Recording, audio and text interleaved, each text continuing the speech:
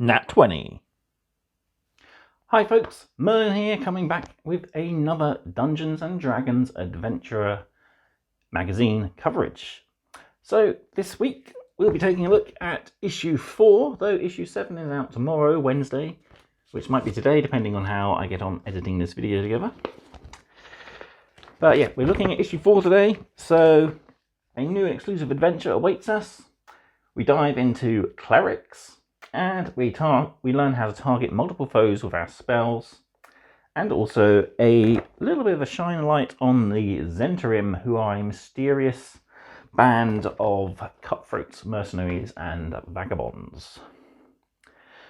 Plus, we got two articles covering the Sword Coast and one covering vampires, because there's always vampires. With this issue, though, we did get something. Our free gift is a lovely giant D20 in a lovely little felt bag. So we'll take a look at that in a sec over on the table. Yeah, we are now up to issue 7 in shops, as I mentioned. I saw issue 6 yesterday when I went into Smith's to pick up some Pokemon cards. And yeah, if I hadn't already got it, I would have got it again, but I don't really want two of the same dice unless they are really nice. So it did come in that tin. That was kind of tempting. But yeah, we are issue 7 this week for those of you picking up from the shops. So you'll be one issue ahead of me because I'm up to 6 at the moment with my subscription. So it'd be quite nice to know what we do get in issue 7. I think it is dice. I can't remember if it's the metal or the glow in the dark that come first. We are getting one of those special sets though. Otherwise, on Hachette, we are now up to issue 14 or 15, I think. And starting in issue 11, I think it is, we are 11 or 12, we are starting our second adventure. So that's something to look forward to. And the covers are actually changing. So this is going to be the cover for all the adventures of Adventure 1. Then we have a slightly different cover for Adventure 2, and then when we get to Adventure 3, 4, 5, and however many we're going to go, I reckon probably 8 covering 10 issues. That would be pretty cool. So yeah, 8 adventures covering 10 issues in the 80 issue run. That'd be quite nice. No news as of yet. What's going to be with the next 10 issues. Hopefully we're going to see some more figure sets, maps, mats, etc. Stuff like that would be quite nice, as I've always mentioned. But we are most likely going to be seeing a few more dice sets. I know one of the first dice sets they rumoured was going to be a blue and silver set, very similar to our red and gold and red and black set we had in issue 1. So yeah, I have also filmed my new opening using this giant D20, and it took me almost 3 minutes rolling dice to get a 20. I rolled 3 1s, plenty of 6s and 9s, 18 a couple of times. But yeah, anyway, we'll get into the dice in a sec. I've also just received my advent calendar, which I'll be doing a special series for. I'll put a photo in somewhere of it.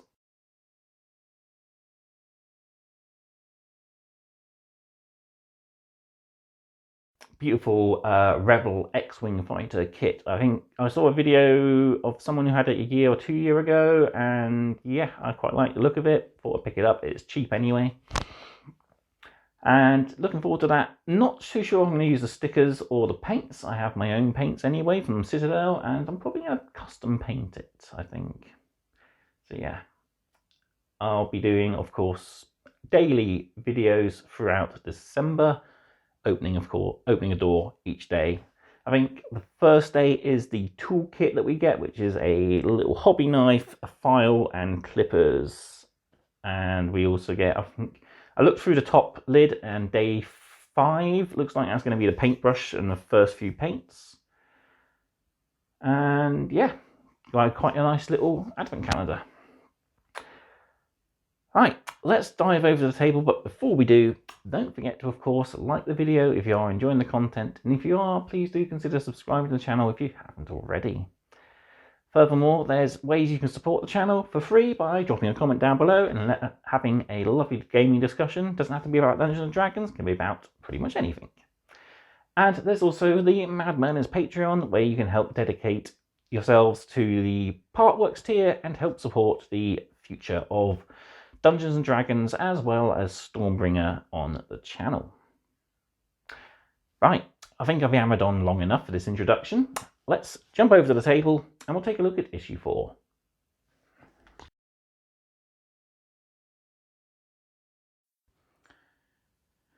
So here we are with issue 4 of Dungeons & Dragons Adventurer by Hachette. And our freebie is, as I mentioned, that giant D20. So open up Ziploc bag, throw away Ziploc bag, and we have our little pouch. So it's a lovely felt feel pouch with a, looks like iron-on transfer sort of design of the Dungeons & Dragons Adventurer logo. I think instead of an iron-on, perhaps hand-stitched would have been better. But they are making this, of course, to a cost, so we can't expect too much. And we have, of course, that beautiful giant red and gold D20. Yeah, that stands out really nicely. Nice and clear. And we'll bring in the dice tray and give it a roll. Really? A nat 20? Seriously, I rolled you for nearly 3 minutes and now you give me a nat 20 on the first roll? Okay. But yeah, lovely dice. Rolls nicely. Pretty weighted, so it's not likely to spin and change direction. It will occasionally get caught in the corner and you might end up on nothing. I have had that a few times. But yeah. Nice little case, and as I've mentioned in previous videos, this is an ideal thing to give to an adventurer who has roleplayed particularly well, and they get this as a nice little reward, or even a dice to be given out to those with advantage. So, right, we'll do the usual. We'll break down, we'll go through the lore and play guides, etc. And then we'll have a look at the adventure. I will, of course, do timestamps as usual, as well as little title screens, so you know when to skip if you aren't particularly looking at this for the adventure and just want to learn the lore and rules. Right, let's just adjust the camera and we'll get going through issue 4.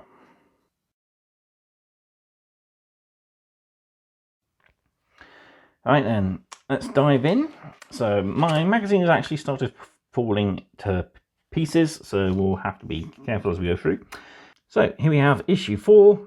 We get quite a lot of information in this issue.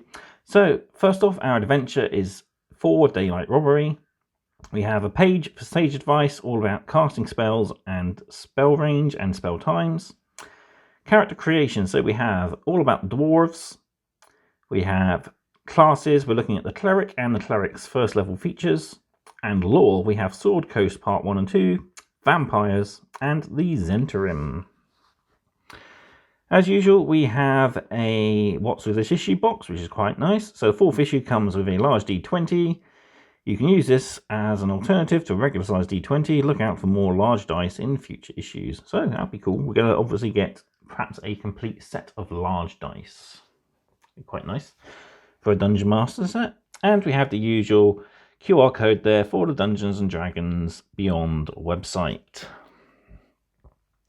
First up then, for our stage advice, we are looking at casting times and spell range. So learn how long it takes to cast each spell, as well as how far away those spells can affect their intended targets. So during your turn, as an action, you can cast a spell. You can also cast a spell as a bonus action. There are some spells that can be casted as reactions, and some spells might have a particularly long casting time, such as rituals, which usually take about 10 minutes to a spell's casting time. And that's 100 turns of combat in real life time. Excuse me for the yawn. But yeah, nice breakdown telling us what descriptions will say. So 1A would be a single action, 1BA would be a bonus action. Usually there'll be a description that explains whether a spell can be cast as a reaction. Then we go on to range. So most commonly, spells will be either self, touch, or within a certain range of feet. And then we have, of course, the areas of effect. So certain spells cover wide areas, allowing them to affect multiple creatures at once. So the most common are cone, cube, cylinder, line, or even a sphere. So we look at cube and sphere first off, because two characters that have spells that act as a cube or a sphere. As we see, lines, cones, cubes, and spheres all have a point of origin, which is usually the caster. Or sometimes, in the case of a cone, it could be a point on the battlefield. But yeah, they usually affect an area up to, so we've got here, destroy water can affect a 30-foot cube up to 30 feet away. However, some spells specify a creature or object as the origin point, so Thunderwave is always starting from Merivik there. Other spells such as, where is it? Yeah, Razagar and her ability to purify food. She can target a cauldron of stew on the table which has possibly been poisoned, so purify the food and drink spell. But it will affect all food on that 5-foot sphere, not just the cauldron itself. So anything nearby will get affected. There's ways you can avoid an area spell, of course, and that is usually by ducking down behind something, or having a giant, great big shield in the way. So yeah, we're going to be looking at the other types of area effects in future issues, but we've got a couple to keep going on with, and it's ones that our current characters actually will be useful towards.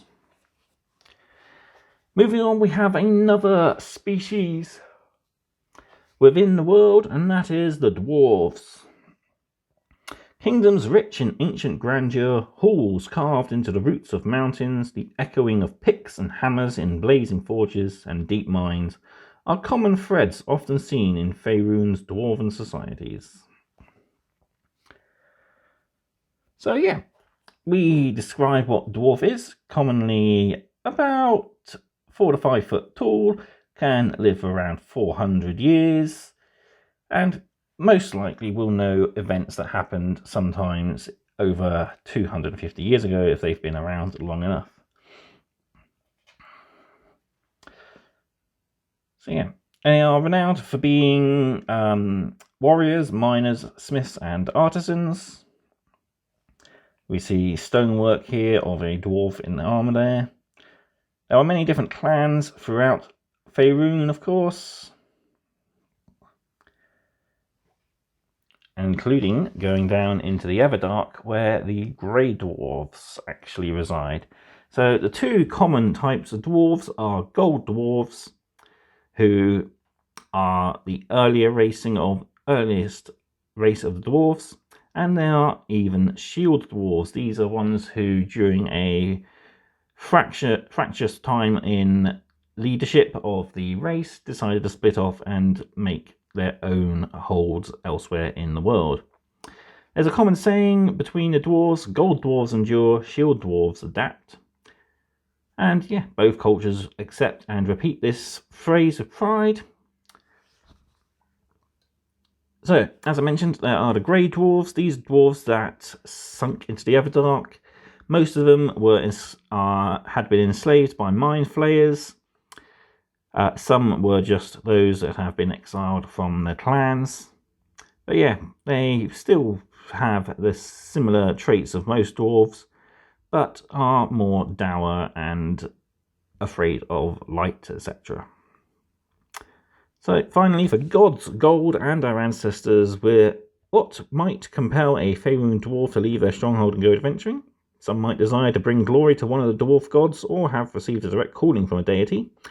Others might simply go hunting for treasure and magic artifacts, or a dwarf might seek to restore a clan's lost honour, or search for the axe wielded by a mighty ancestor lost on a battlefield centuries ago.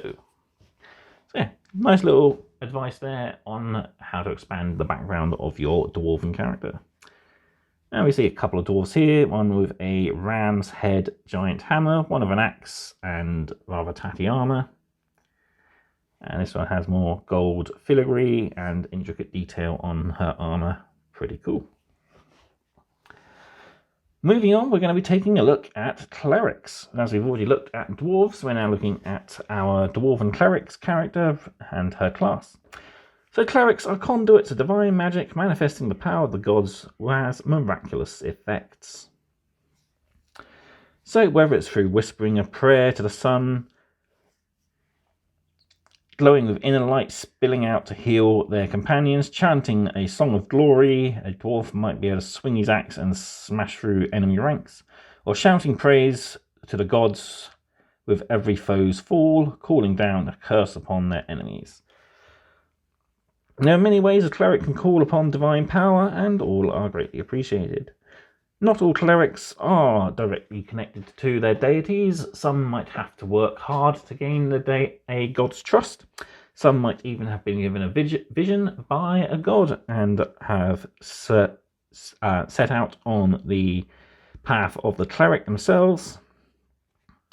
Some might even not be clerics at all. They think they've got the blessings of the gods, but really another deity might be manipulating them for their own ends. Yeah, true clerics are rare as they are imbued with divine magic. So, good thing about clerics, they are healers and warriors, so they will fight and they will also step back and take time to heal their allies. Most clerics will seek and even use divine artifacts. Partly why the reason they are stepping out into the world is to restore these artifacts to the temples that they will live and worship at.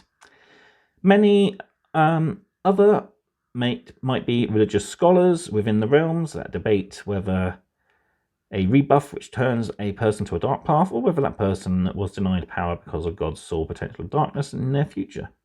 So gods will not always give everyone their blessings. It's a lot depending on what may or may not happen to you through getting that blessing. So the glory of the gods, clerics decide, when a cleric decides to adventure, it's usually because the god demands it. Pursuing the goals of the gods often involves facing dangers beyond the walls of civilization, smiting evil, or seeking holy relics in ancient tombs. So yeah, when playing a cleric, you want to make sure you have that in mind. You will also have, of course, holy symbols. It might be a good choice to research more about your god so that your knowledge of that god in-game will be a little more better than it would be if you just randomly picked up a cleric. But each god will have its own particular doctrines that will give you spells, particular weapons that you might be able to take, etc. So yeah, that's that. So now we look at the cleric's first level abilities. The power of a deity flows through a cleric, allowing them to aid their allies and hinder their foes. So yeah, we've got some top tips on spell levels here. Spellcasting abilities. So a cleric's spells come from their devotion to their deity, and they use the wisdom stat for their spellcasting ability. The wiser a cleric is, the better they are at hitting enemies with blasts of radiant energy, and the harder their spells are to resist. So they get their spell hit bonus as usual, which is your hit DC within the spell. So, and plus your proficiency bonus, so +2 for every starting cleric, and then your wisdom modifier for +3, for a total of +5 to your normal d20 roll. And then there's also spell save DCs. So these might be ones that a character casts on a particular opponent. So we have the command ability here, commanding a bandit brandishing a crossbow to drop it.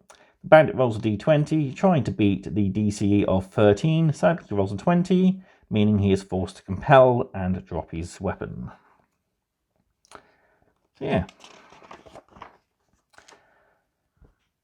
Next up then, we've got the Divine Domain. So every cleric chooses a domain related to the deity. So Razagar, for example, here is part of the life domain.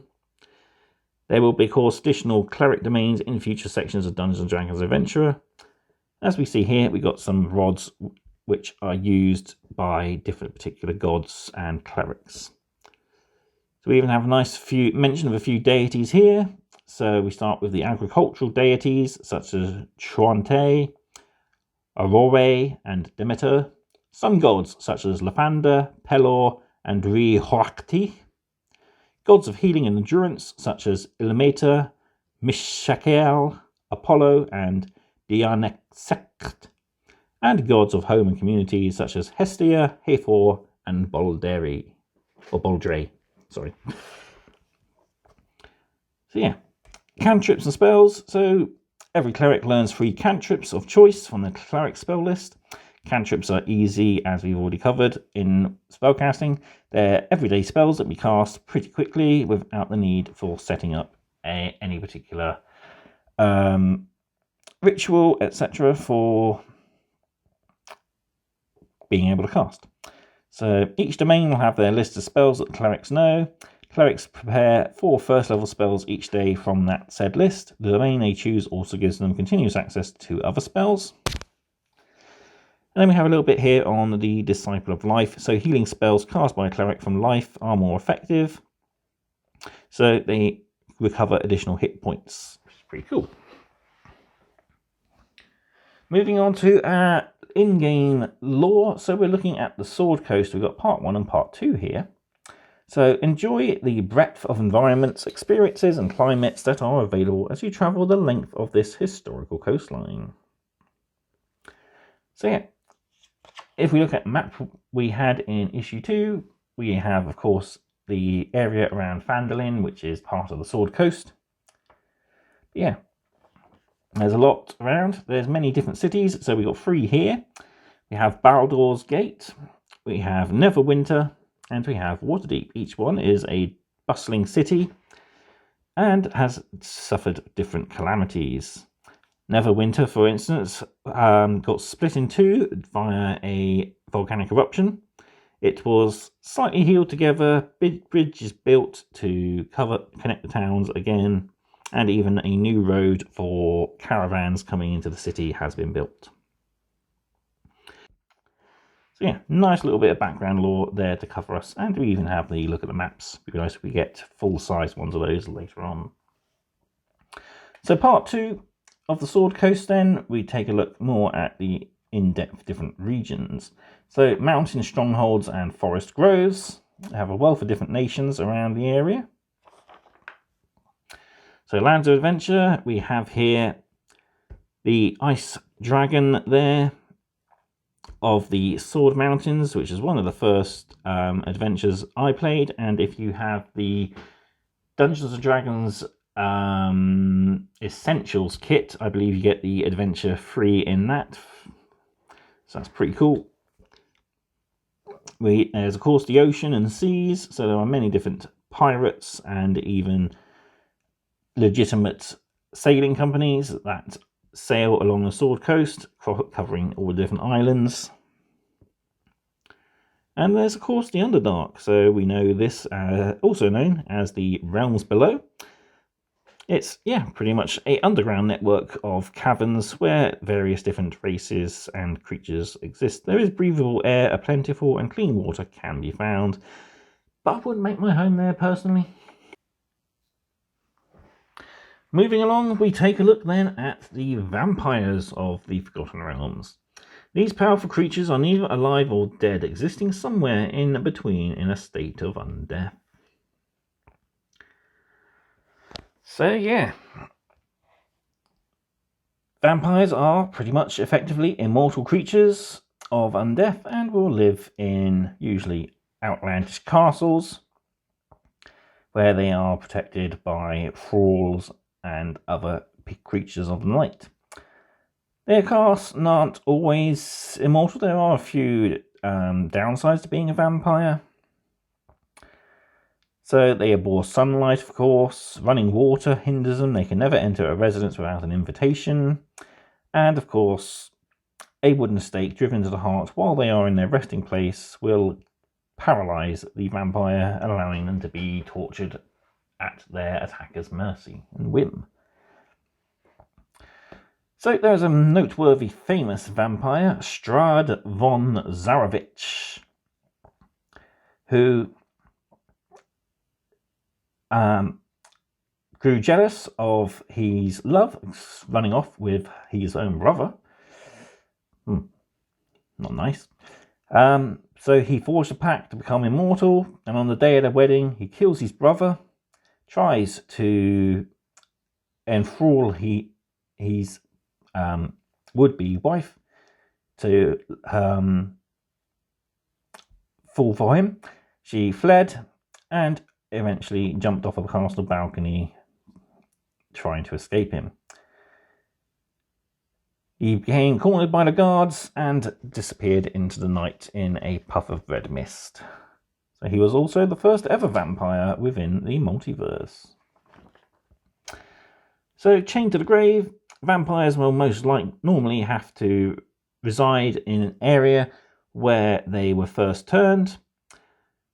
If a vampire is unable to rest for a particular reason, they will eventually become a red mist and will suck the blood out of anyone passing nearby.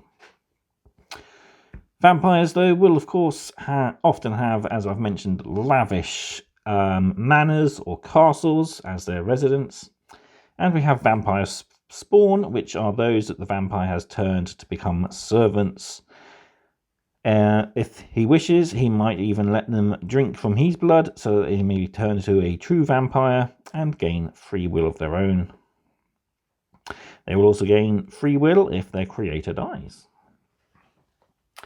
Finally then, we have a look at the Zentarhim. So the unscrupulous shadow network seeks to expand its influence throughout the Forgotten Realms. So the Zentarhim are affiliated with merchants, mercenaries, and criminals. The public face is benign. Its members will pursue wealth and power by any means. As we see here, a traditional Zentarhim sort of warrior with beautiful chainmail armor plating on the torso, and very cool looking attire. We have the banner of the Zentarhim, which is a dragon seeking an orb. So the most notable strongholds of the Zentarhim is Darkhold. So when the Zentarhim were almost wiped out, they all held up in the fortress known as Darkhold. And yeah, they eventually rebuilt their power and expanded outwards again. They were led by a being known as the Perigost. It is rumoured the Perigost is still alive, but some believe they might even not be the original. There might be many people holding a similar title. So, while it is a usually united faction, they aren't always the best of friends. They're pretty fractious, and yeah, they are often hired out by other people seeking bodyguards or assassins, and might even be caused to face off against each other. So the Zentarhim, of course, have no greater visibility in the world at large as the group who works to improve the reputation among the common people. Yeah, goals and deals. The Zentarhim has an open recruitment policy. Anyone can join, but tenacity and loyalty are highly valued by members. They have a rather vicious motto, so join us and prosper, or oppose us and suffer. And there are, of course, many ways you can meet a Zent. Typical Zentarhim agents are highly capable adventurers with no scruples, and is a good contact to have if you need information or even gear. So yeah, pretty cool.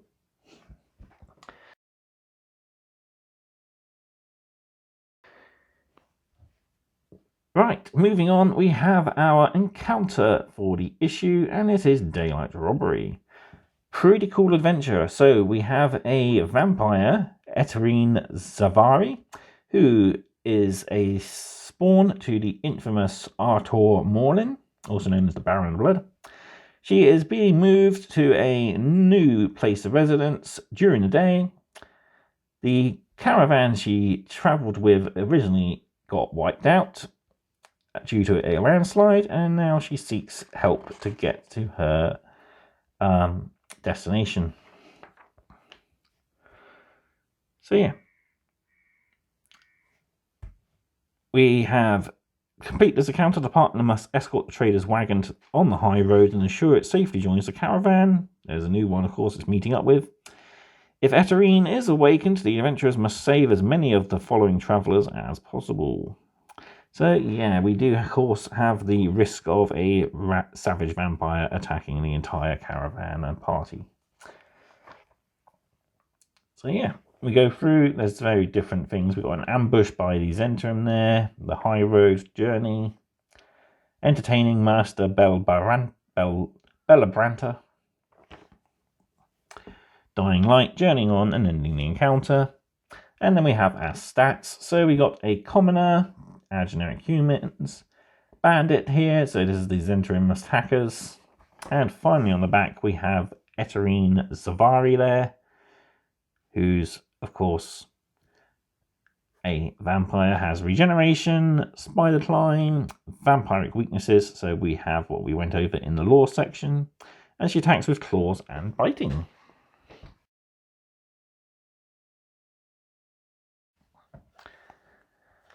So there we have it. That was issue 4 of Dungeons & Dragons Adventurer. Yeah, really good issue. Nice lot of lore for us to take in. Really glad that they are giving us occasional issues of loads of lore background for the setting. I really do like those sections in magazines. We did get a pretty quiet start. We only had like one section in the first couple of issues. But this one has a whole 4 pages of lore focusing on 2 pages for the Sword Coast, a page for the vampires, and a page for the Zentarhim. So pretty cool nonetheless. We also have a little bit more about how spells are cast and their error effect starting to look at, which is good. And we have our new class and race look at. In the case this issue was the Dwarf and the Cleric. So yeah, all in all, pretty good issue. Our pre-gift, of course, was that dice in the beautiful felt bag. So yeah, pretty cool.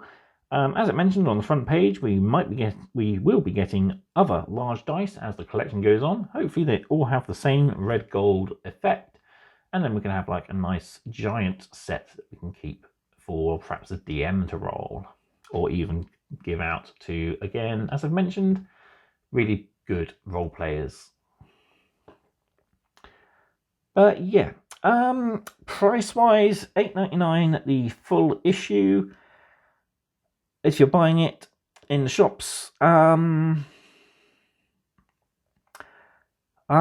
don't think for what you get it's a good price. The magazine you could easily do for $4.99. The free gift maybe £2 to £3, so you're looking at $6.99 really the most, I'd say. Yeah, I mean, I know the cost of each magazine is broken down from the overall collection, so some issues might not feel the best and others will feel a little bit more value for money. But yeah, it's nice they've given us the really cool felt bag with the drawstring, which is good. And yeah, the dice is nice quality. It's pretty weighty as well, so it won't easily nudge over onto another number by accident. And yeah, it's a really good thing to add to your gaming collection. But there we have it. So we looked at new issue, and in the next issue we have a new set of dice to look at. And we have some other cool information which I will be reading over the weekend, ready for next week's video. But there we have it. Let me know what you thought of this video in the comment section down below. And until next time, thank you all for watching and keep rolling those crits. Goodbye.